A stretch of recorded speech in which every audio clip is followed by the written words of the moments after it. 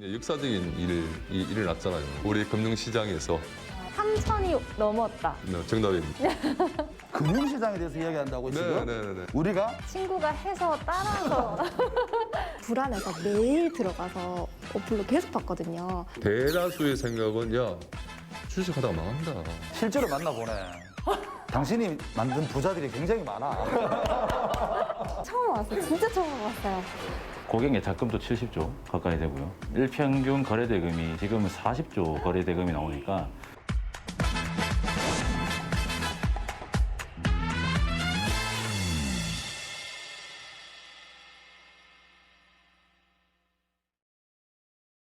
증권사에 계시는 분들은 이 코스피 3000 어떻게 의미를 부여하십니까? 새로운 시대가 열렸죠.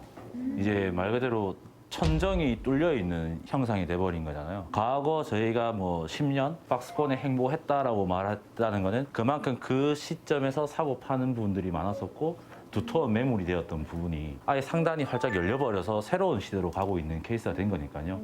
여기서 어떠한 유동성이나 어떠한 뭐 트리거가 작용을 해서 4천, 5천을 못 간다라고 말하기가 그건 그 자체가 말이 안 되는 상황이 된 거죠. 예전에는 정말 뭐 주식시장이 제로섬 게임이었다라고 이야기했기 때문에 항상 그냥 생각하기에 개인들은 돈을 못 번다라고 이야기를 했었지 않습니까? 항상 외국인 기관들이 돈을 벌어간다. 근데 지금은 개인이 돈은 많았지만 자산은 많았지만 한 대로 모이지 못했던 힘이 동학개미 운동이라는 그런 이제 뭐 만들어내는 용어이긴 합니다만은 그런 부분들이 개인의 힘들을 응집하게 했고 스스로가 공부를 한다면은 더할 나위 없이 이제 정말 스마트한 개인들이 될 수 있겠죠. 젊은 친구가 많아요. 나이 드신 분이 많아요. 요즘에는 다 많습니다. 이제 그저께는 제가 이제 객장에 잠시 나와 있으니까 군인이 휴가 나왔나 봐요. 네, 휴가 나와서 계좌를 개설하고요. 저도 지금까지 증권회사 다니면서 처음 있는 일이었는데요. 예전에 이제 뭐 외국인 근로자 분께서 그냥 대표 전화로 전화 오셔서 저 외국인인데 주식 계좌 어떻게 개설해야 되냐고 물어볼 정도로 근데 조금 부정적인 측면도 없지 않아 있잖아요. 어떤 거 있을까요? 지금 워낙 이제 단기적으로 급등했는 케이스죠. 해외 증시들처럼 꾸준하게 우상향하는 케이스로 온 게 아니라 국내 시장 같은 경우에는 11월 달부터 시작해서 이제 단기 급등을 했던 부분이 있으니 과연 지금 새롭게 들어오는 유머니들이 코로나가 터졌을 때처럼 30%, 40%씩의 단기 조정이 온다면은 그 부분을 이겨내고 버텨낼 수 있는 정신력이 될지 그게 이제 가장 관건일 수 있죠. 처음 시작하시는 분들은 지금 상승만 지금 느끼고 있는 거잖아요. 맞아요. 그러다가 지금 뭔가 조정을 좀 해야 되고 뭐 소위 말하는 뭐 너무 과열됐구나 이거 좀 진정시키고 안정된 산업군을 만들어야 된다 그러는 막 일이 벌어지면은 많은 사람들이 공포를 느끼겠네요. 그렇죠. 견디고 버텨낼 수 있을지. 항상 좋지만 않을 테니까요. 평생 예금만 하셨던 분이에요. 원금 보장에 정말 특화가 돼 있으신 분이죠. 2%의 손실이 나도 그걸 못 버티시는 분들이 있어요. 주식을 하시면서도 금리보다만 나오면 되겠다라고 생각해서 들어오신 분들도 많으실 텐데 과연 그분들이 이러한 시장의 3번의 조정을 겪는다고 했었을 때 과연 버텨낼 수 있으실지. 주식에 이제 뛰어드는 사람들이 있잖아요. 네. 그 사람들이 좀 가져야 할 마음가짐이나 그런 거를 좀 얘기를 해주신다면. 좋다라고 이야기하면은 이게 왜 좋은지에 대해서 일단 한 번은 내가 더 공부를 해보고 그래도 정말 괜찮겠다라고 한다면은 그때 직접적으로 한번 해보시라고 제안을 드릴 수 있죠. 야 누가 삼성전자 좋다더라. 아까 뭐 남선알루미늄이 좋다더라. 뭐 이런 이야기를 듣고 하는 게 아니라 나의 미래를 맡길 수 있는가. 미래까지 네 미래를 다 맡기냐? 네 미래까지 다 맡겨? 그 지금 이제 코스피 3000 시대가 열리면서 네. 주식 시장에 대해서 네. 투자를 해야 되느냐 네. 말아야 되느냐라고 네. 생각하는 시민들 국민들이 많을 것 같아요. 내 자산에 있어서 일정 부분으로 주식으로 가져간다는 거는 이젠 투자의 개념이 아니라 필연적으로 행해져야 될 행위라고 생각을 합니다. 지금 같은 저금리 시대에 예전같이 뭐 15%씩 금리를 주는 그런 시대가 끝났고요. 개인이 자기 자산의 부를 증식시키는 데 있어서 주식이라는 자산에 당연히 담길 수밖에 없다라고 보여지는 거죠. 근데 그렇게 생각해서 진짜 다 하잖아요. 요즘 친구들 네. 모임 가도 그렇죠. 주식 얘기하고 뭐 저희 엄마 아빠 세대는 네. 주식에 좀 두려움이 많은데도 지금은 야 요즘 어떻게 개설하냐부터 시작해서 이제 막 시작하시거든요. 네, 그렇죠. 그러니까 이미 너무 많이 하고 있어서 네. 이게 또 버블이다. 네. 그러니까 또 두려운 거죠. 외환위기도 있었고 IT 버블도 있었고 서프라임 모기 사태도 있었어요. 근데 버블이라는 거는 사전적으로 판명이 되지가 않습니다. 지금을 생각하면은 2배가 더 간다라고 하면은 그건 버블이 아닌 거잖아요. 그래서 버블이라는 거는 솔직히 꺼졌을 때 아 그때가 버블이었구나 생각을 할 수 있는 거죠. 과열됐다라고 이야기는 할 수는 있겠죠. 네. 근데 이 끝이 어디인지에 대해서는 솔직히 시장에 참여되어 있는 그 누구도 지금이 시장의 끝이다라고 말은 할 수는 없어요.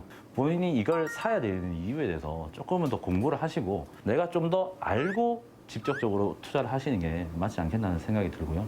근데 그 아는 게 쉬운 게 아니잖아요. 맞아. 예전에 비해 가지고는 지금 워낙 정보가 많이 열려 있어요. 고객분들께서 많이들 문의하시는 게 야, 유튜브에서도 이렇게 이야기하더라. 이렇게 되게 많이들 이야기하시거든요. 유튜브에서 그렇게 나와서 이야기하는 분들은 이 현장 경험이 많으신 분들도 되게 많아요. 그리고 정말 해안을 가지고 계신 분들도 충분히 있습니다. 근데 그분들이 이렇게 말을 한다고 해서 그 맹목적으로 이제 그게 무조건 정답이라고 생각을 하시고 오시는 분들도 있으신데 제일 쉽게 배우는 방법은 조금 이제 수업료를 낸다고 이야기하죠. 따지고 보면 못 모르고 들어와서 내 돈을, 내 자산을 잃어보고 아 이렇게 해서는 안 되겠구나라고 배우는 게 어떻게 보면은 제일 빠를 수 있는 방법이에요. 근데 내 자산 아주 소중한 거니까 그렇게 이제 할 수 있는 못하는 분이니 주위에 있는 정보들을 가지고 내 스스로 어느 정도 아 이거는 맞는 정보다 아닌 정보다 그냥 판단을 해야 돼요. 자 그렇다고 한다면은 네네. 전통적으로 이 기성세대의 경우에는 예. 금융시장, 특히 주식시장에 대해서 아 위험하다고 하는 생각을 많이 하시는 것 같아요. 예. 흔히 이제 주식을 한다라고 할 때 내가 가지고 있는 건 전체 자산을 가지고 하는 거 아니잖아요. 부동산을 가지고 있으신 분이고 은행에 예금이 있으신 분이고 거기에서 일부분의 자산을 내가 주식에 투자를 하는 거예요. 내가 10억 중에 1억 정도를 예를 들어서 주식을 투자한다고 하면 10% 정도의 자산이 위험자산에 노출되는 부분인데 그 1억이 내 모든 자산인 것처럼 이제 위험하다, 안 된다라고 생각을 안 하셨으면 일단 좋겠고요. ETF로 형태로 접근해서 위험을 분산시킨다든가 뭐 집중 투자를 벗어나는 분산 투자 방법을 선택한다든가 아니면 주식과 채권이라는 형태를 적절히 섞어서 위험도를 낮춘다든가 내가 결정을 했었을 때 그 위험도를 낮출 수 있는 방법들은 충분히 있다고 보여집니다. 그러면은 예. 정확하게 퍼센트로 하면 어느 정도가 적당한 건가요? 이거 적당하다는 거는 개인마다 다르죠. 개인마다 달라요. 근데 예전에 이제 위험 자산에 대한 비율들을 잘 아시다시피 100에서 자기 나이 숫자만큼 빼서 이제 그 나온 숫자만큼은 공격적으로 해야 된다라고 이야기를 했었어요. 이제 뭐 경제학적인 부분이나 내가 20살이다. 그러니까 100에서 20을 빼면 80%잖아요. 80이잖아요. 20살은 아직 한참 자산을 모을 수 있는 기회가 많기 때문에 좀 더 리스크를 안아서 투자를 해야 된다는 입장이었던 거거든요. 그래서 그러한 범주 속에서 개인이 감내할 수 있는 범주 그 정도에서 판단을 하고 좀 더 면밀히 내 성향이 어느 정도 된다는 거에 대한 파악을 하시고 적합한 부분들을 추천받으시고 진행하시면은 좋은 결과가 있지 않나 그렇게 생각하고 있습니다. 무작정 기다리다가 마이너스 한 40% 50%에 손절을 했어요. 그리고 나서 이제 주시장이 막 갑자기 올라가기 시작합니다. 그러면 이제 그분은 항상 다 이 이야기를 하시죠. 난 다시 주식 안 한다. 라고 이야기하시죠. 그러면서 이제 주시장을 또 떠나시는 케이스들이 간혹 많이 발생하시는데 손절이라는 뭐 범주도 뭐 내가 감내할 수 있는 리스크 수준을 벗어났다고 하면은 과감하게 뭐 정리를 하는 것도 버는 것보다 내가 건강해야 되잖아요. 예, 그런 부분 생각하면 적절한 손절도 지금 필요하다. 이제 주식을 하고 기업에 투자하고 이런 네. 경제 활동을 하는 거는 긍정적인 효과고 선생님이 염려하고 있는 그런 공포의 분위기가 오더라도 네. 긍정적으로 보자 네. 이렇게 생각을 하는 게 좋겠죠 그냥. 긍정적으로 보자. 무조건 긍정적으로 보자라는 이야기는 아니고요. 살짝 오해할까 봐. 난 그렇죠. 잘 오해하거든요. 너무 오해하시면 안 되고요. 이렇게 굉장히 유명하게 생각하는 콘센트가 어딘지 저한테만 잠깐. 말씀드려도 네, 잠깐만. 아 하나 들렸다. 어디? 내 별명이 소모즈거든. 그 주식요? 어디죠? 카메라 끄고 다시 얘기해 주시면 안 돼요?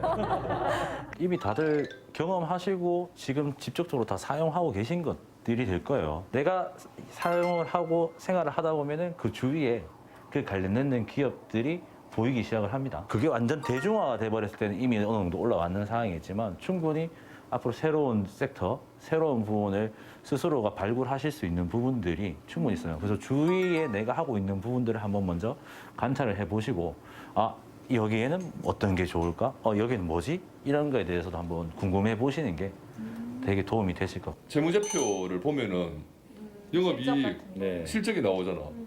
그러니까 재무제표 보고 뭐 보고 이게 진짜 힘들다 힘들다니까요. 그렇죠. 이거 전문가들도 힘들지 않나요? 그렇죠. 맞죠? 아, 고맙습니다. 이제 전문가들도 힘들어가지고 위로가 되는. 우리만 힘든 게 아니구나. 다 그렇기 때문에 저희가 모든 종목들에 투자를 하진 않잖아요. 그러다 보니 번거로움을 덜어주는 게 펀드이면서 또한 ETF가 되는 부분들이 그런 거죠. 방금 선생님 말씀하셨듯이 이 주식 시장에서는 이상한 그런 말들이 많더라고요. 방금도 자기 나이를 뺀. 맞아. 그다음에 뭐 소문에 사고 뉴스 떴을 때 팔아라. 맞아. 뭐죠? 무릎에서 뭐죠? 허리에서 뭐 사고 무릎에서. 무릎인지 허리에서 사갖고 어디로 어깨인지도 모르는 아, 기준이 너무 없어가지고. 이런 속담들이 굉장히 많잖아요. 그런 속담들 다 믿을 만한 지론인가요, 사실? 이제 그런 교훈들이 나왔다는 게 수많은 경험을 토대로 해서 나온 거죠. 그 기준이라는 게 나의 기준인 거죠. 왜냐면은 꼭지가 어딘지 모르잖아요. 근데 내가 항상 기다렸다가 꼭지에서 이제 머리 꼭지점에서 파는 게 아니라 어깨 정도 왔다라는 생각이 들면 파는 거죠. 그래야지 이익이 실현되고 내 리스크가 이제 관리가 되는 부분들이니까요. 누구랑 알 수 없는 거죠. 그렇죠. 알 수 없죠. 우리는 알 수 없는 이야기를 계속 하고 있어요. 아니 전문가의 입장에서 네. 몇 퍼센트일 때 팔아야 되는지 막 이런 걸 하나도 모르니까. 몇 근데 퍼센트? 아니 주식을 왜 팔아야 되는 거지? 네. 이 시간적인 투자 가치가 길다고 한다면은 계속 보유하고 있는 거죠. 저는 방금 말씀하신 게 정답이라고 생각합니다. 네. 이게 뭐 투자하는 그 가치관이나 스타일에 따라 가지고 단기 매매를 통해서 수익을 창출하겠다 하시는 분들도 있고 좀 장기적인 부분을 통해서 가시겠다라고 생각하시는 분도 있고 주식과 결혼하지 말아라고 하시는 분도 있어요. 네. 한 종목을 너무 맹신해서 거기에서 믿음을 가지고 있지 마라. 적절하게 수익을 보면 빠져나와라라고 이야기하시거든요. 주식이라는 거는 수익 나는 사람이 하는 말이 정답이었다. 자기 투자에 있어가지고는 주위에 친구분들도 네. 굉장히 많이 물어볼 거 아니에요. 네. 야, 이 종목 사야 되느냐, 네. 이 종목 사야 되느냐. 네. 어떻게 대처하십니까? 제가 생각하는 걸 그대로 이야기를 해주죠. 아, 이게 지금 사도 괜찮을 것 같다. 어차피 책임은 니한테 있다. 그 말이 중요하네요. 책임은 너한테 있다. 어차피 너가 벌었다고 내한테 뭐 줄 거 아니지 않느냐. 김수생님의 경우에는 투자에 네. 자신의 어떤 태도라고 한다면 다들 그렇겠습니다만 뭐 좋은 주식 싸게 사는 게 제일 좋겠죠. 좋은 주식을 싸게 사려고 하면 시간을 낚아야 넣어봅니다.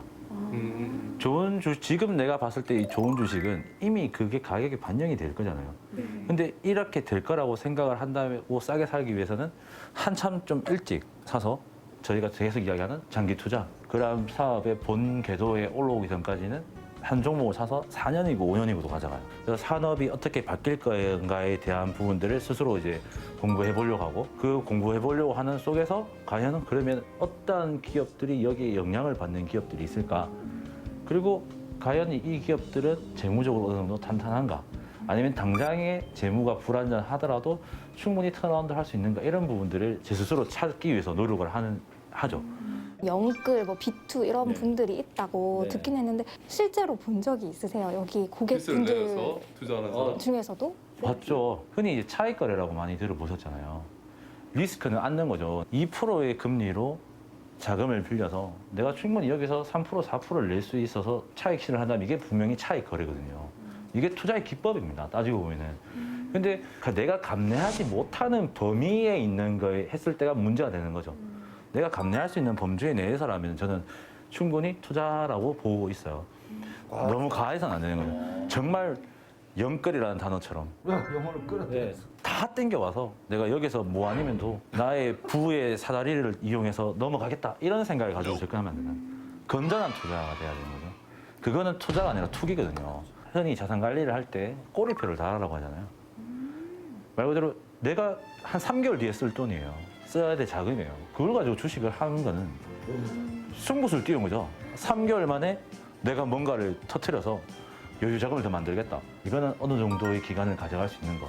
분류를 시키는 작업을 하시고 그랬을 때 이 정도의 자금은 내가 투자라는 걸 해도 되겠다. 정말 좀 길게 보고 묻어둘 수 있겠다라고 생각하게 움직이시는 게 제가 볼 때는 건전한 투자가 아닌가라는 생각이 듭니다.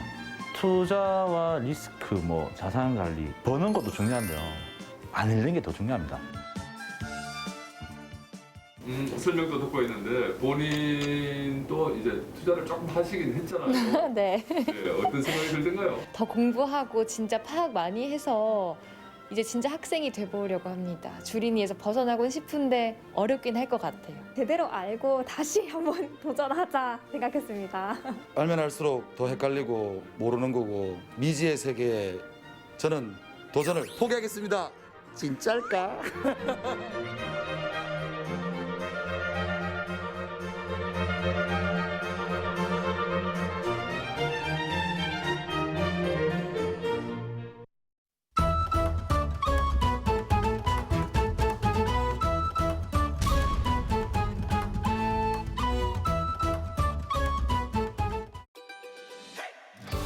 전통주를 빚기 위해 팔을 걷어붙인 청년들이 있습니다.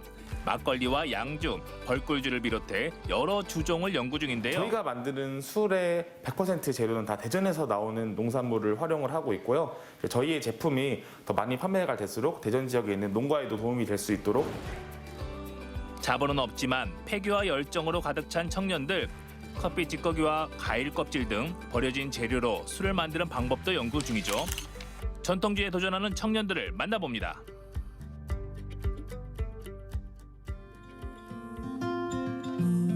저마다의 소망을 품고 시작하는 신축년. 새로운 도전 목표를 정해 계획을 실천하고 있는 청년들을 찾아 나섰습니다. 오늘은 대전 대덕구청을 찾아왔습니다. 여기에 지하 벙커가 있고 그곳에 꿈을 키워나가는 청년들이 있다고 하거든요. 지하 벙커하면 대부분 위급 상황에서 안전을 위해 대피하는 곳으로 알고 있는데 거기에 청년들이 있다니 가서 무슨 일인지 확인해 보겠습니다. 가시죠. 왠지 이름만 들어도 긴장감이 드는 지하 벙커. 과연 그곳에서 청년들은 무엇을 할까 무척 궁금한데요. 이렇게 깔끔하게 단장된 공간이 있더라고요. 지상에서 내려오고 또 내려오고 진짜 벙커인데요. 아, 여기가 민방위 훈련장으로 사용됐던 곳이라고 하네요. 새로운 모습으로 변신을 했습니다. 오. 꿈을 가진 청년들이 마음껏 시도하고 경험해 볼 수 있도록 북카페와 공유 주방, 회의실 등으로 꾸며놨습니다. 자본이 없는 청년들에겐 무척 든든한 공유 공간입니다. 그렇다면 오늘의 주인공 청년 창업가는 어디에 있을까요? 공유 공간 구석구석을 찾아 헤맸습니다. 이 안에 사람들이 있네요. 가운을 입고 있어. 진지한 모습으로 열심히 작업 중인 두 청년. 분주한 게 무언가를 만들고 있는데요. 살짝 만나봤어요. 안녕하세요. 안녕하세요. 아니, 지하 벙커 주방에서 뭐 만들고 계신 거예요? 뭐 비상식량 만드시나요? 아니요, 저희는 지금 술을 만들고 있습니다. 여기서 술을 만드신다고요? 저희는 이제 대전을 대표하는 지역 특산주를 만들기 위해 창업을 준비하고 있는 청년 창업가들입니다. 지역마다 대표하는 술이 있는데요. 대전에서 생산된 농산물을 사용하고 커피 찌꺼기와 과일 껍질을 이용해 자원순환까지 생각하는 업사이클링 양조장을 준비 중입니다. 이런 연구 덕분에 최근 환경부 장관상도 수상했습니다. 청년들이 도전한 전통주는 과연 어떤 모습일까요? 먼저 주재료인 쌀을 씻어야겠죠. 그런데 힘을 들이지 않고 헹구듯이 천천히 씻습니다. 아, 이 총각 밥 안 지어봤네. 쌀을 씻을 때는 빡빡빡 힘줘서 씻어야죠. 너무 대충 하는 거 아니에요? 술의 경우에는 이제 너무 빡빡 씻으면은 쌀알이 깨질 수가 있어요. 그러면 쌀알이 깨지면은 술 맛이 변하기 때문에 이제 깨지지 않게 살살 자주 씻는 게 가장 중요하고요. 그리고 이게 완전히 투명해질 때까지 씻어야 되는데 옛날에는 뭐 이거를 100번 씻는다고 해서 백세주라는 술도 있거든요. 그만큼 좀 이제 씻는 것부터 신경을 많이 써야 합니다. 잘 씻은 쌀이 발효와 숙성을 거쳐 술 맛을 결정하는 만큼 여러 차례 씻어 물이 투명해지면 고두밥을 짓는 거죠. 이런 과정도 수차례의 시행착오로 터득한 방법입니다. 그 사이 한쪽에선 밑술을 만드는데요. 남자의 섬세함이 이런 걸까요? 쌀가루를 체에 솔솔솔 받쳐서 정성껏 준비합니다. 야, 최고와 어울리지 않는 이 섬세한 손놀림. 딱 봐도 그냥 술을 좋아하고 잘 되실 것 같아요. 네, 굉장히 좋아합니다. 네. 그래도 만드는 것도 다르지 않나요? 어떻게 만들게 되신 거예요? 네, 저희 선배들과 같이 술을 마시면서 이제 이런저런 얘기를 나누다가 이제 술을 우리가 직접 만들어 보는 건 어떨까 해가지고 이제 간단하게 만들 수 있는 술부터 도전을 했었어요. 처음에 만들었던 술들은 저희가 소모했던 게 많고 이제 요새는 좀 주변 분들한테 선물을 해도 될 정도의 품질은 나오는 편이어서 이제 그래서 술을 팔자라는 방향으로 이제 바뀌었던 것 같아요. 우연히 만들어본 술에 지역성과 의미를 부여하고 창업까지 꿈꾸게 됐는데요. 전통집 있는 수업을 찾아다니며 자신들만의 노하우로 만들고자 노력했습니다. 쌀가루를 물에 풀어 밑술을 만드는 방법도 수차례 시도 끝에 터득했다고 하네요. 이 밑술을 고도밥에 넣고 숙성시키는데 귀한 약주일수록 이런 과정을 여러 번 반복한다고 합니다. 지금까지의 과정은 꼬들밥 지어서 누룩이랑 잘 섞은 밑술을 넣고 버무리고 또 이거 숙성시키면 술이 되는 거잖아요. 네네네. 특별한 게 없는데요? 예, 저희의 술은 방금 전에 이 2번의 과정을 한 술이 이양주라고 하면은 저희는 총 15번의 공정을 거쳐서 15양주를 만들고 있는데요. 그 조선시대 임금님 같은 경우에는 12양주의 술을 먹었다고 합니다. 그래서 저희의 술을 드시는 분들이 이제 왕처럼 이렇게 대접해 드리자는 마음으로 15양주를 이렇게 만들게 됐고요. 15번 덧술을 만들어 오래 숙성시킨 전통주. 대전의 대표술로 만들기 위해 계속 연구 중입니다. 또 대전에서 생산된 꿀을 이용해 벌꿀주도 만들었는데요. 은행과 유자, 새싹싸움을 넣어 풍성한 맛과 향이 난다고 합니다. 다른 술에 비해 알려지지 않아 앞으로 발전 가능성이 더 크다고 할 수 있는데요. 이런 가능성을 높게 평가한 은행동 상인들이 사무실을 무료로 임대해줬다고 하네요. 반갑습니다. 처음에 청년 창업가들이 찾아왔을 때 어떤 마음으로 우리의 공간까지 내어주면서 도움을 주신 거예요? 어떤 장소나 어떤 그런 판로 유통 이런 것들을 좀 도움을 받았으면 좋겠다 하고 저를 찾아와서 또 저희들이 그동안 가지고 있는 그 인프라와 또 제가 한 30여 년 동안 사업을 하면서 가진 그런 경험을 이들한테 좀 알려주면 도움이 되겠다. 네, 그 정도로 도움이라고 할 거는 없는데 그렇게 해서 이렇게 관계를 갖고 있습니다. 현재까지도. 청년들의 땀과 정성으로 만든 벌꿀주 함께 시음해봤습니다. 신혼부부들이 영원한 사랑을 맹세한다는 술로 달달한 꿀의 맛과 향기가 감돌고 도수가 높아 특별한 날을 기념하는 데 안성맞춤이라고 하네요. 오, 야, 괜찮은데요? 일단 향이 좋고요. 벌꿀로 만들어서 그런지 훨씬 더 목 넘김이 부드럽습니다. 달콤하고요. 저는 좋은데요? 회장님 어떠세요? 저도 와인을 좋아하는데 그 외국산 와인보다는 또 뭐 더 맛으로서 표현하면 적정할지 모르지만 더 친근감 있고 맛이 훨씬 저는 이게 더 나은 것 같아요. 수차례 시도 끝에 막걸리부터 약주와 벌꿀주를 만드는 데 성공하고 현재는 브랜디 만들기에 도전 중입니다. 대전을 대표하고 대전 시민들이 사랑하는 전통주를 만들기 위해 청년들의 모험은 현재 진행형이 있죠. 앞으로 술을 빚는 데 필요한 양조장을 마련하고 주류면허 취득을 위한 절차를 차근차근 밟고 있습니다. 1년의 준비 과정을 지나서 이제 양조 시설도 준비를 다 마쳤고 제품 출시까지 앞두고 있으니까 올해 2021년은 상당히 기대가 크시겠어요. 저희가 이제 준비한 것들이 실제로 출시가 되는 만큼 기대감과 불안함 이렇게 다양하게 있는데 저희는 그 단순히 이제 술을 판매하는 걸 넘어서서 지역의 새로운 그 문화를 만들고 싶습니다. 그 은행동의 한 거리를 양조 거리로 만들어서 이제 새로운 문화를 만들고 싶은 만큼 그 저희의 꿈의 첫 단추잖아요. 그래서 많이 기대하고 이제 열심히 노력하도록 하겠습니다. 저희가 이제 또 업사이클 양조장이잖아요. 저희가 이제 만드는 술로 자원의 순환도 되고 이제 자연을 보호할 수 있는 그런 일들이 이제 2021년에는 많이 있었으면 좋겠어서 그런 구호를 정했고 이제 저의 바람도 이제 지구를 지키는 드렁큰 히어로가 되는 것이 꿈입니다. 원하는 것들, 바라는 것들 모두 술술 풀리는 2021년이 됐으면 좋겠습니다. 대한민국의 모든 청년 창업가들 힘내시고요. 파이팅입니다. 파이팅! 새해 복 많이 받으세요. 대학 선후배들이 모여 대전의 대표 전통주를 만들기 위해 의기투합했습니다. 청년의 열정과 패기로 수차례 시도 끝에 술 빚는 방법을 익혔고요. 여기서 한 발 더 나아가 은행동에 양조거리를 만들고 술 만들기 체험이 가능한 양조장으로 키워갈 계획입니다. 두드리면 열리는 법, 청년들의 희망찬 꿈을 응원합니다.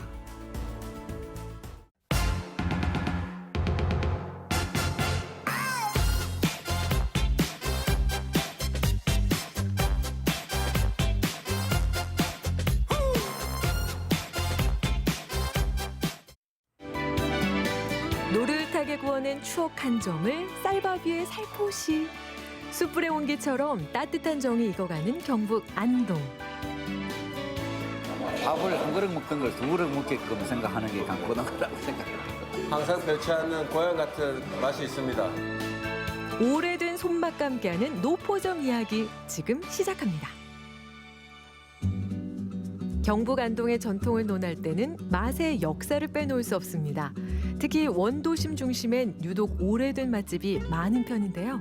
예, 안동은 내륙지방입니다. 내륙지방이다 보니까 생선이 아주 귀하거든요. 그래서 안동에서 가장 가까운 지역이 영덕이에요. 영덕에서, 영덕 바닷가에서 고등어를 잡아와서 안동까지 오는데 한 이틀 정도 걸리거든요. 이틀 동안 오다 보면 고등어가 상해요. 상하니까 중간에서 죗거리 장터에서 간을 칩니다. 그래서 숙성이 돼서 안동에 도착하죠. 이게 안동 강고등어 그때부터 유래 같은 것 같습니다. 생물고등어에 짭짤하게 소금간을 친 안동의 대표 음식. 그 역사의 정점엔 고 이동삼 옹이 있습니다. 아버지는 항상 제가 이제 어릴 적에 작업하신 걸 봤었거든요. 보면은 앞치마에 흰 옷에 작업을 하시는데 거의 하루에 한 번씩 그런 말을 하십니다. 하루에 몇만 마리를 하셨다. 그걸 이틀 만에 할 거를 하루 만에 다 했다. 그 속도도 빠르시고 그리고 손에 딱 20g 잡으면 항상 똑같은 그냥 멀리서 봐서도 같은 자세에서 항상 똑같이 작업을 하시더라고요. 그리고 옛날 같으면은 한번 가시면은 영덕에 가시면은 한 이틀 정도, 3일 정도 갔다 오시고 옛날에는 영덕에서 오실 때는 그게 운송망이 좋지 않았습니다. 달구지라든가 지게 이렇게 지고 오셨다는데 제가 그 어릴 때 봤을 때는 참 많이 힘드셨고 일밖에 모르신 그런 분이라고 많이 생각납니다. 등짐꾼의 일까지 도와가며 어물전 최고의 간제비 명인이 된 고 이동삼 옹의 일화는 지금도 유명합니다. 강고등어 먹을 때마다 생각나는 사람이 이동삼 선생님이세요. 고향 갈 때마다 안동 고향에 올 때마다 먹고 싶은 게 강고등어네. 7, 8년 전에 7, 8년 전에 간제비 하는 걸 봤죠. 강고등어를 사러 왔다가 그 모습도 보고 먹어도 생각나는 맛이지. 그 손맛을 이어가는 이곳은 정평이 난 맛집. 아버지가 한 50년 동안 강고등어를 직접 제조하시고 만드시면서 제가 어릴 때도 봐왔거든요. 봐왔는데 모든 사람들이 아니면 여행객들이 안동에 와서 진짜 오리지널 강고등어를 들 수 있는 그런 것을 만들자. 그래서 한 15년 전부터 저하고 아버지가 이 식당을 만들어서 지금 해가 온 지가 한 15년 정도 됐을 겁니다. 50년 전 고 이동삼 옹의 손맛을 기억하는 사람들부터 집밥 감성이 그리운 이들까지 고등어 한 점에 잊고 있던 추억들이 새록새록 떠오릅니다. 장날 되면 우리 동네는 해가지고 촌이다 보니 맨날 이거 강고등어, 그래서 어리다 보면 강고등어 먹고 평소에 나가면 생선이 저는 강고등어밖에 없는 줄 알았거든요. 근데 그래도 몰래 구울 때 꼬랑지 쪽에 들어가 혼자 먹어보기도 하고 구이도 그렇고 고등어 조름이라 그죠. 이거 고등어 찌진다 그지 우리 말로는. 근데 그게 최고였죠. 그리고 이거 기껏 먹어봐야 큰일 날 때, 그리고 농사 지을 때, 모내기 할 때는 그냥 찢어가지고 막 꼬치 벌겋게 해가지고 먹고 구 먹고 막걸리 먹을 때 한 잔씩 구 먹고 그랬어요. 간고등어 하면 보통 구이로 즐기곤 하지만 이 집에선 찜도 인기, 매콤하면서도 부드러운 식감을 자랑합니다. 구이와 찜, 어느 하나 포기할 수 없는 이유는 아버지 이동삼 옹의 음식 철학을 이어가기 위해서입니다. 아버지는 우리 항상 음식은 자식들, 내 자식이 먹고 내 가족이 먹고 내 사랑하는 사람을 먹을 수 있도록 항상 똑같이 같은 맛, 초심을 항상 잃지 말고 항상 그렇게 살아라. 그런 말씀을 항상 하셨어요, 아버지가. 지금도 돌아가셨지만은 제 옆에 마음 깊은 곳에 내 가족과 같이 내 손님을 똑같이 똑같이 맞아라. 특히 안동에서는 옛날부터 손님이 오시면 맨발로 뛰어나갔어요. 그런 철학이 지금까지 이어오고 있는 것 같습니다. 아버지의 가르침대로 초심을 잃지 않으려 노력하는 이정건 사장. 그가 지켜낸 50년 역사가 오늘도 맛있게 익어갑니다. 저희 아버지가 50년 동안 이루었던 전통적인 맛을 이어가면서 오래갈 수 있는, 초심을 잃지 않고 오래갈 수 있는 100년 기업이 꾸미면서 항상 똑같은 맛, 아버지가 일러주신 그대로 같은 맛을 내도록 하는 게 제 꿈입니다. 안동에서 간고등어 이야기를 풀어놓자면 몇 날 며칠이 모자랄 정도. 누군가는 유년 시절을, 누군가는 고향을 생각하게 되는 그리운 아버지의 손맛. 어려운 시기 우리에게 위로를 건네는 간고등어 노포점이었습니다.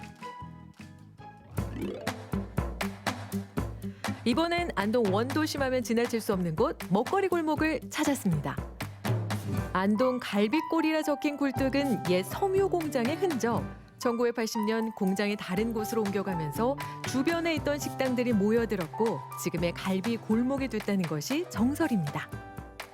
갈비집을 제가 경영한 지 한 세월은 한 만으로 28년. 예. 앞뒤 치면 한 30년인데 만으로 28년이 됐고요. 처음엔 이 골목에 제가 시작할 땐 연세만 할머니 딱 한 분이 하셨어요. 그리고 제가 하고 두 집이었었는데 그렇게 이렇게 뭐 고기를 좋은 고기를 공급을 하다 보니까 전국에서 손님이 이제 몰려들고 이러니까 한 집, 두 집 이렇게 생겼어요. 이제 갈비골로 형성이 됐습니다. 갈비골목에서 가장 오래된 식당. 이 집이 유명해진 이유는 따로 있습니다. 30년 동안 여러 시행착오를 거쳐서 저희만의 특제 소스와 안동 마늘을 곁들여 그 고기의 특유의 냄새를 잡고 고기의 본연의 맛을 살릴 수 있었던 게 저희 집만의 비법인 것 같습니다. 비법 자랑 좀 드리려 했더니 갑자기 외출에 나선 사장님. 작업장이 또 가게하고 떨어져서 있으니까 직원들이 작업을 잘하고 있나 가서 확인하고 보고 오려고요.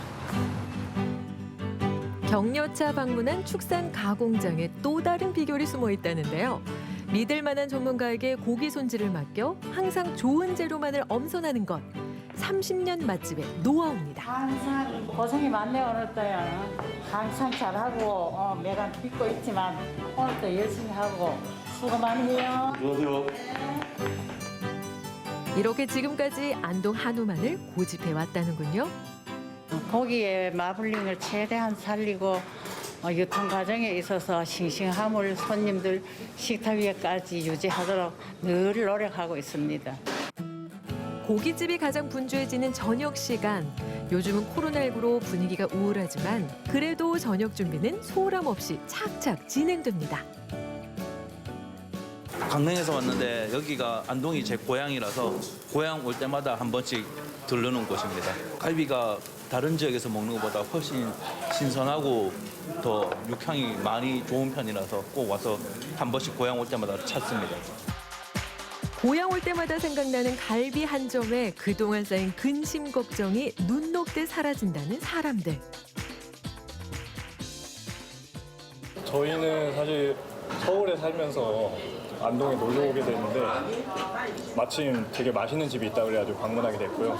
직접 먹어보니까 더 맛있고 사랑하는 여자친구랑 먹어서 더 기분이 좋습니다. 기분 좋은 칭찬에 안주하지 않으려 애쓴다는 박금화 대표. 음식을 대할 때면 반드시 지키는 철칙이 있습니다. 오시는 손님들께 항상 저는 제 가족이 먹는다는 마음으로 정직한 음식, 정직한 마음으로 손님을 대접해드리고 앞으로도 늘 싱싱하고 질 좋은 식품으로 손님을 맞이하겠습니다. 갈비를 시키면 매콤한 갈비찜과 우거지 된장국은 무료 제공. 인심 좋은 사장님의 특급 서비스입니다.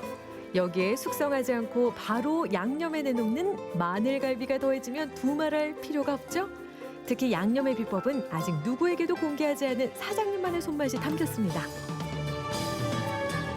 이 코로나가 빨리 해결이 되고 온 국민이 자유로운 마음으로 자유로운 몸으로 전국의 맛있는 맛집을 자유롭게 다녔으면 좋겠고 행복했으면 좋겠습니다. 음식은 늘 정직해야 한다는 철칙으로 갈비 골목을 지켜온 박금아 대표. 코로나19로 어려운 시기도 30년 내공으로 뚝심 있게 이겨내는 중입니다. 고향 어머니의 정과 푸짐한 인심이 생각나는 집 안동 갈비 골목 노포점이었습니다. 적게는 30년, 많게는 50년, 앞으로의 100년을 바라보는 지역 향토 맛집들. 아버지의 가르침으로 그리고 정직함으로 손맛을 지켜온 노포점의 역사가 앞으로도 계속해서 이어지길 바랍니다.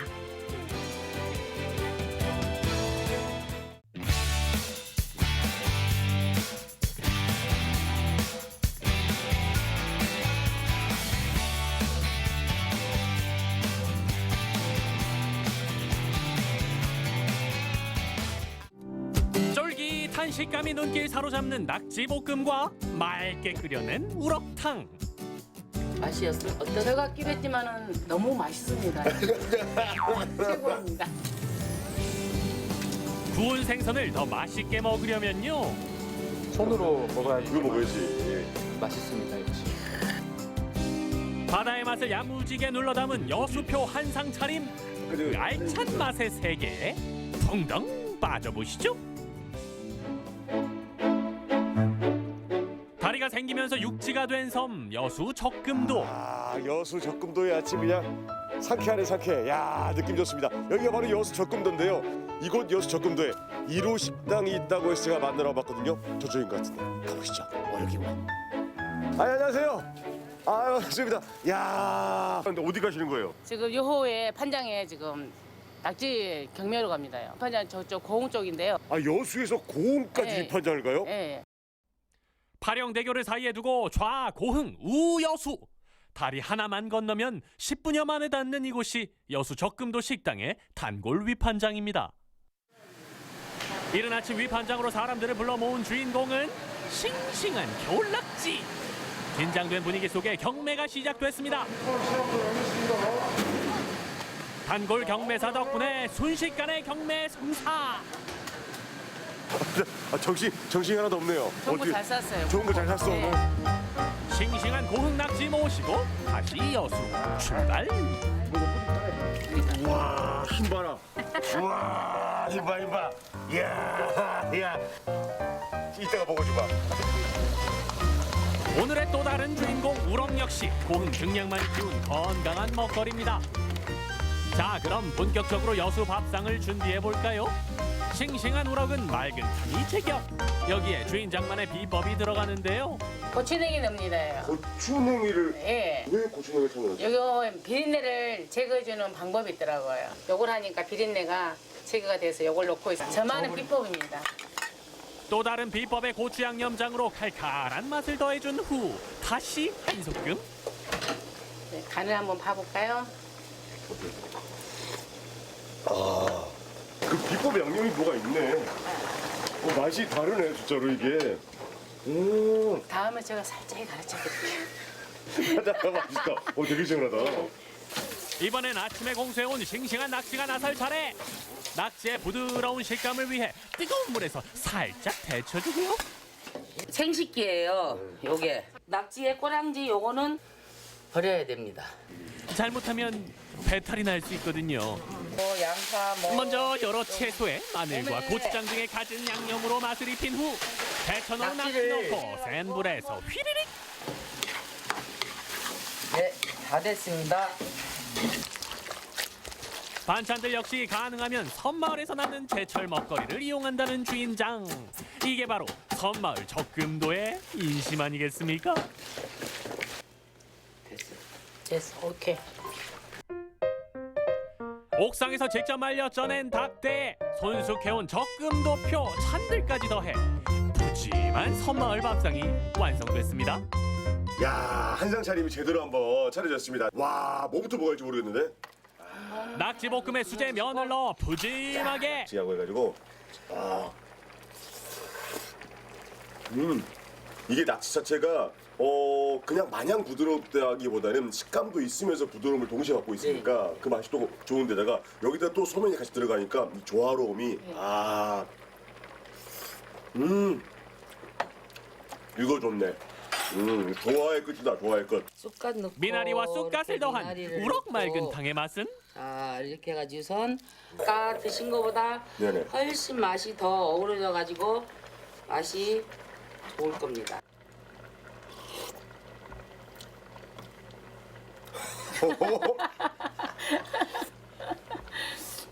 지금까지 제가 먹었던 맑은 탕은 잘못된 건가요? 시원한 맛은 뭐냐면요. 첫째는 고기가 싱싱해서 그래요. 싱싱해서 바로 잡아가지고 바로 끓이기 때문에 더 맛이 난 것 같습니다. 요리하느라 고생하셨는데 맛들 보셔야지. 어떠세요? 맛이 어떠세요? 제가 끓였지만은 너무 맛있습니다. 최고입니다. 섬마을 인심을 더해 더 푸짐한 적금도 한상 강력 추천합니다. 또 다른 바다 한상을 맛보기 위해 찾은 이곳은 여수 대표 위판장과 이웃 사촌인 한 식당. 들어서자마자 여기네. 야, 여기 여수를 만날 수 있다 그랬는데. 이 구역 대표 주자들이 통출동했군요. 이어지는 여수의 진한 바다 내음. 그 중에서도 특별히 귀하게 모셔진 이 생선들의 정체는 안녕하세요. 안녕하세요. 아유, 여쭤보려고요. 아니 이게 생선을 제가 봤는데 이 생선이 일반적인 생선이 좀 다르네요. 우리 어머님들이 제일 걱정하시는 게 냄새가 나는 거예요. 생선을 구웠을 때. 딱 이제 냄새까지 안 나고 집에서 드실 수 있으면 좋겠다 생각을 해가지고 아예 저희가 구워버렸습니다. 청년 사장님이 구입한 신선한 생선을 직접 손질하고 맛있게 구워내는 전 과정이 바로 이곳에서 이루어진다고 하니 믿고 찾으시겠죠? 직접 진짜 하시는 게 맞긴 맞네. 몸이 돼서 미안합니다. 지금 손질하고 있는 생선이 조기입니다. 조기입니다. 여기는 그 앞에 수협에서 아침에 경매를 받아와가지고 가져오는데 다 여수에 있는 조개들이고요. 지금이 가장 맛이 좋습니다. 국산인지 꼭 확인을 하시고 그러니까 노랗고 입술이 약간 붉은기가 있는 생선들을 찾아가지고 고르시면 좋을 것 같습니다. 식당 바로 앞 위판장에서 공수해오는 덕분에 맛과 품질은 물론 가격 경쟁력까지 확실하게 잡았다는 여수표 생선들. 이 여수 지역이 아니고 대한민국 전체까지 여수를 알리면서 그래 보고자 큰 포부를 가지고 시작했습니다. 청년 사장님이 자랑하는 여수의 맛이 완성되는 이곳 여수표 한상 차림의 주인공 생선구이입니다. 야, 생선이 노릇노릇 이제 익어가네요. 이 두께에서 적당한 불로 익혀야 돼요. 익히면서 이제 색깔이 날 거예요. 그러면 자수 대비도 안 되고 한 번에 대비해서 한 번에 익히면 불이 세면 이게 이렇게 생선이 맛있게 구워지는 사이 또 다른 바다의 맛이 준비되는데요. 갖은 채소 듬뿍 넣어 맛 살리는 이것은 여수표 밥도둑. 갈치속젓. 예. 맞죠? 예. 야, 저도 포장마차 이런 데 가면 갈치속젓에 배추 먹는 거 되게 좋아했거든요. 이거네. 청양고추하고 참기름하고 저는 넣는데요. 이게 그 비린내 잡아주는 역할을 해주고요. 청양고추 비린내 그고 이게 약간 독성이 있다 그래서 참기름을 넣으면 그 독성이 없어진다 그래서 지금 그렇게 하고 있어요. 여수 앞바다에서 나와서 고기가 신선하고 모든 게 다 신선하고 또 일단 또 제가 만들고 있으니까 그래서 더 좋은 것 같아요. 갖은 채소 더한 장을 진하게 우려낸 새우장 역시 바다의 맛을 품은 별미죠. 장을 2번 끓여서 걸러서 완전히 식혀서 새우에 구워져야죠. 주문 즉시 짓는 솥밥과 궁합 맞출 여수의 맛 총출동. 개미진 여수 한상이 완성됐습니다. 야, 이거 생선구이부터 시작을 해서 진짜 여수가 제대로 차렸습니다. 예, 맞습니다. 아니, 기름기가 좀 쫙쫙 흐르는 게. 야, 군침이 계속 들어가는데 이게 어떤 것부터 드실래요? 저는 갈치를 먼저 집겠습니다. 야, 갈치부터 한번. 갈치는 이게 뼈를 잘 발라야 돼서 위에 한번 뜯고 밑에 뜯고 이거는 마지막에 한 번 더 먹습니다. 한번 잘 봐서. 이제 먹기 편한 거부터 저는 먼저 먹거든요. 약간 생선 먹을 줄 알아. 생선 먹을 줄 알아. 손으로 먹어야지. 그거 먹어야지. 맛있습니다, 역시. 이 어머니가 어릴 때 예. 가시 바르는 방법들이 다 있어요. 예, 예. 저 위에만 살짝 위에 가시만 쑥 발라내가지고 살봐요. 살 떨어진 거 봐라. 살 봐라. 짭짤하게 소금 간된 생선구이는 갓 지은 밥과 먹어야 제맛. 맛있네. 여수하면 갓김치죠. 여수의 바다와 여수의 땅이 만났어. 갓김치에 생선구이라니 이분 먹을 줄 아는 분이었군요. 맛있으세요? 내가 여수다. 아, 예. 여수의 맛 여러분의 가슴에 다 드릴 거예요. 여수 맛보러 오세요. 바다가 내어주는 풍성함, 여수의 인심을 담은 넉넉함. 바다를 품은 여수표 밥상으로 추운 겨울 허한 속을 든든하게 채워보세요.